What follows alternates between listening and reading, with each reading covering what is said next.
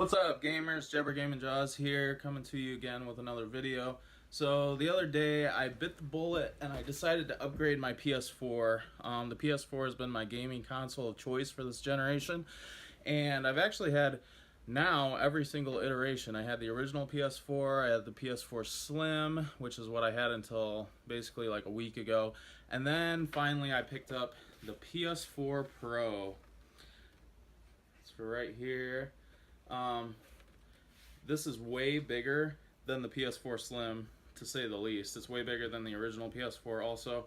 It's got 3 stacks, as you can see. The PS4 Slim had only 2 stacks, so imagine like just this, and it came to probably about here. It was a lot lighter. This is quite a beast, but man, this thing is so gorgeous to me. One thing that I really like, it's got a light bar here, which is something I really missed when I went from the PS4, the original, to the Slim version. It didn't have that light bar. This has a silver shiny PlayStation logo, which the PS4 Slim just has like a matte black one, so it doesn't really stand out on the Slim. I like that that stands out there. And it has 2 USBs on the front. On the back here it's got another USB port, which is really handy. So I really like the PS4 Pro so far. So I didn't think that I was ever going to buy the PS4 Pro. Recently I started playing Fallout 4. I played it at first like a long time ago, like right when it came out. And then yeah, just recently decided to pick it back up again, and I was really just having a really hard time. I was struggling quite a bit because the frame rates were way worse than I remembered, and it was just really a struggle for me to get through it, especially like some of the parts where you're walking around in the densely populated areas with lots of detail. It was just rough.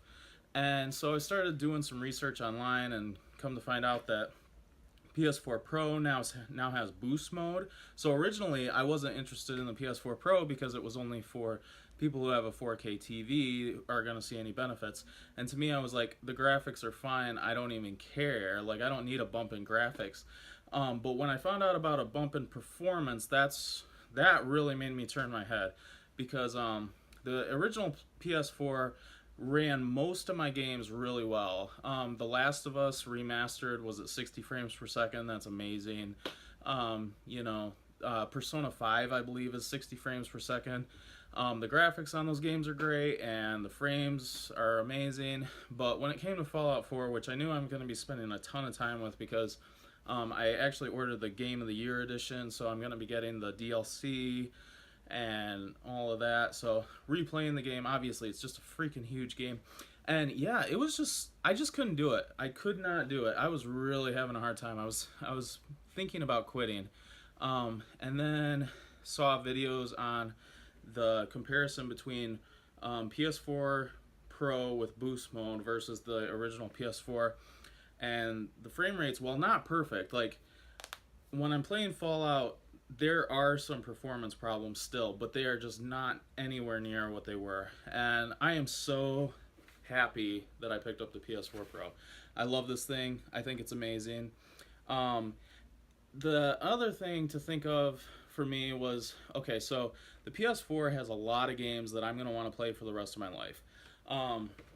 So this console has 1,000 gig hard drive versus the PS4 Slim I had 500 gigs, so that's, quite a bump up there. That was really nice. The other thing is, this is going to look way better eventually when I do move up to a 4K TV, because I'm going to have a PS4 for the rest of my life, so buying this console now kind of helped to future-proof it. And plus, even when you're not playing on a 4K TV, if it bumps your performance, it's really the absolutely best way to play PS4 games. So why not? Especially when you're looking at years down the road.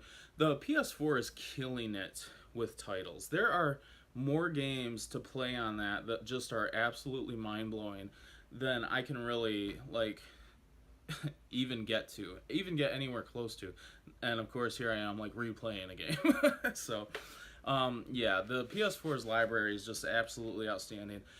The one thing I would like to say that I have to know, I feel like Sony kind of dropped the ball when it came to the PS4 Pro. Even though I bought it, even though it is the best PS4 that's on the market, um, I feel like Sony has had such a leg up on Microsoft this entire generation because they've had the most powerful console.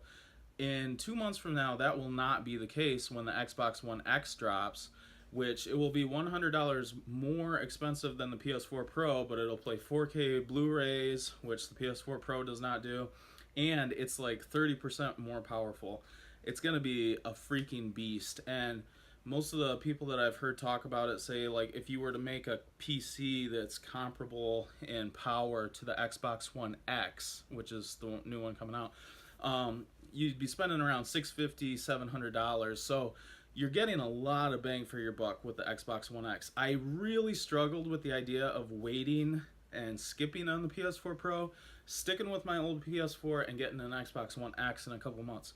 However, I went to the store and I looked through the Xbox One X games, Xbox One games, because I was really thinking about this. I was like, okay, maybe I'll just like, have both consoles.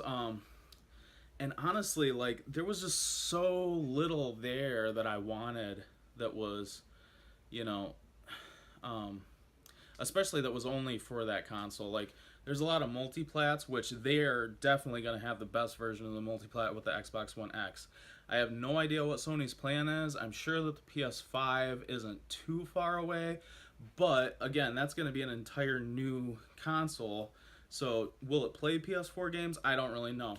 At that point, I will be buying it, I'm sure, no matter what, because it'll be Sony's new console and I'm going to want that, and it's going to be probably freaking super powerful and hopefully entirely 60 frames per second and no more of this bullshit.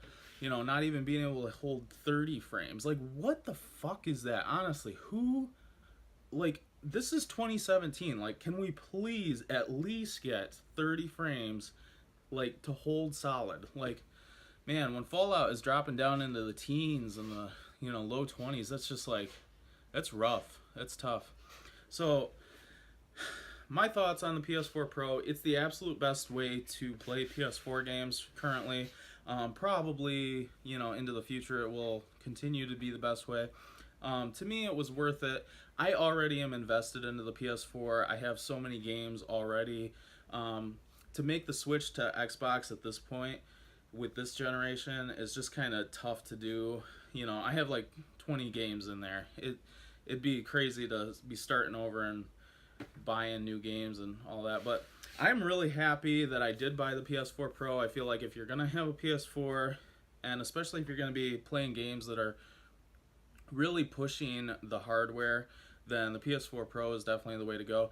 Another thing that was really cool, I don't know how long this is going on, I don't know if it's still going on, but GameStop actually, I took in my PS4 Slim 500 gig and traded it in for $220. They had a special deal going on. So, like, I bought the thing brand new for $300. I had it for 10 months, played the shit out of it. I got totally my money's worth out of that. So I traded it back in. Basically, I paid $80 to have a PS4 for a year. So, if they're still having that deal, you might be able to still go and make that trade up. I'm not sure, but that was pretty dope. You gotta be honest. All right, guys. So, have you guys played the PS4 Pro? Are you thinking about getting a Pro? Are you just like waiting for the Xbox One X? Because that does make a ton of sense. If you want the most powerful console out there, like, that's gonna be a beast. It looks amazing. I may end up just like having my mind completely blown and decide to buy one. I don't really know what's gonna happen, but it's an exciting time to be a gamer, guys. Very exciting. All right. Let me know what you think in the comments. Peace.